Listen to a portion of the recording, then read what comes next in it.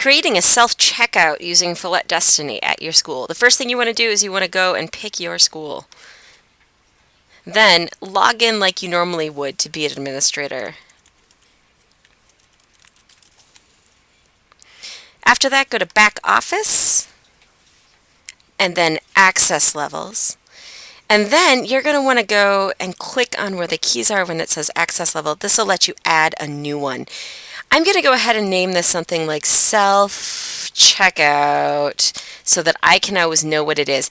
And then under User Automatically Logs Out after so many minutes, change it to the max with the assumption that you'll be busy enough that it will never log out on you.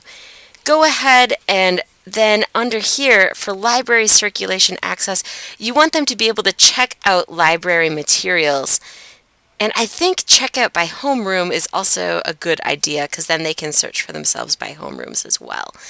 After you do that, hit save. Oh, and it already exists for me because I've already made one. So I'm going to get rid of it and go back out here. The thing you want to do is you're going to add a patron, and this is how you're going to be able to have the self-checkout station run. So you go to Manage Patrons, a new patron, and then you're going to give it a name. I'm going to name it Checkout Self instead of Self-Checkout because I think I already have a patron called Self-Checkout. It has to have a barcode, so give it a number that you think is going to be unique for the situation. And then you want to switch it from access level from patron to self-checkout. And that's going to give it the ability to do what you want it to do. It also has to have a username.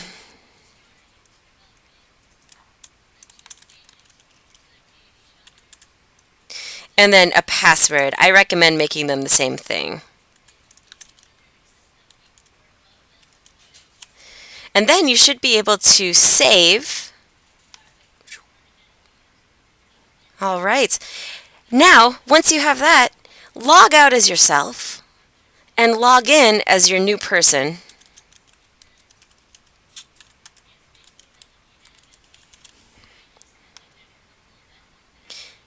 And it's going to look something like this. I recommend that you do by homeroom. There's been some issues with the patron side of things.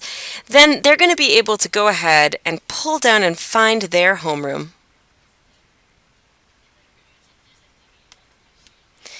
And then if they click Select Patron, it will list everybody that's in it. So if Ozma wants to check a book out, she would then click on her own name.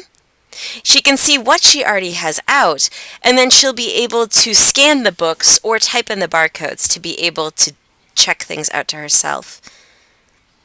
And that is how you set it up. The one issue that I think we're going to run into with this is currently none of the teachers that are homeroom advisors or don't have homerooms are listed in their homerooms.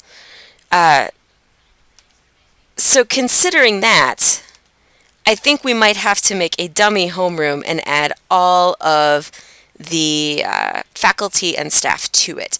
That might make a little bit of work, but I think it will be worth it in the long run. If you have any questions, feel free to contact me. I'll talk to you later.